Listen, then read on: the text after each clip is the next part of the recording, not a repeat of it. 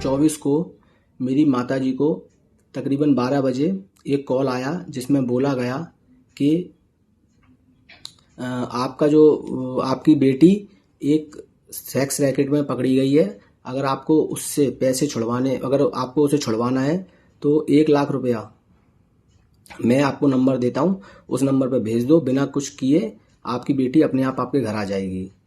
Mummy ने तुरंत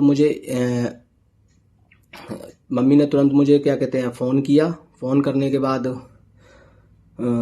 तो मैंने मम्मी से बोला कि मम्मी आप मुझे नंबर दो। मम्मी ने मुझे नंबर दिया।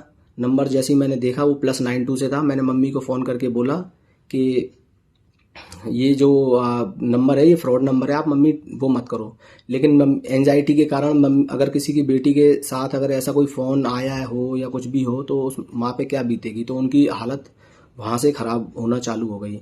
और मैंने उन्हें समझाया, फ़ोन किया कि मम्मी ऐसी कोई टेंशन नहीं है। मैंने फ़ोन पे बहन से भी बात करी, बहन भी अपने कॉलेज में थी, कोई ऐसी दिक्कत नहीं थी।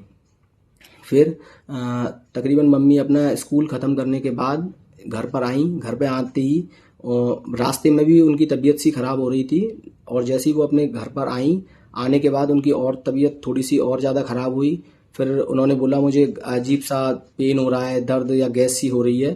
तो फिर उसके लिए मम्मी को हमने कोल्ड ड्रिंक दी और एक इनो पिलाई। और फिर अचानक ही ऐसे करते करते ही मम्मी की तबीयत ख़राब हो गई और मम्मी का देहावसान हो गया।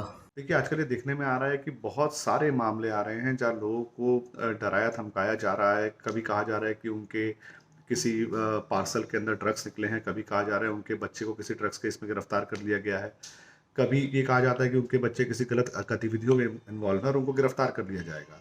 और इस तरह से माँ बाप को एक पैनिक कॉल्स करके एक डीप फेक वीडियोज़ का इस्तेमाल करके पुलिस की वर्दी पहन के कॉल किए जा रहे हैं।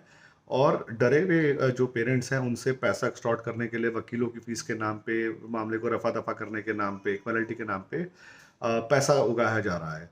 और बहुत घटनाओं में ऐसा देखने में आ रहा है, लोगों को कहा जाता है कि जब तक ये कॉल डिस्कनेक्ट नहीं होगी आप कॉल पर बने रहेंगे, और उनसे लाखों रुपए लिए जा रहे हैं। अभी एक हमने मामला देखा जहाँ पे 7.5 करोड़ रुपए उद्योगपति से ले लिए गए, और उनको कहा जाता है कि इस समय आपको डिजिटल रूप से गिरफ्तार कर लिया गया है, आप वर्चुअल अरेस्ट में हैं।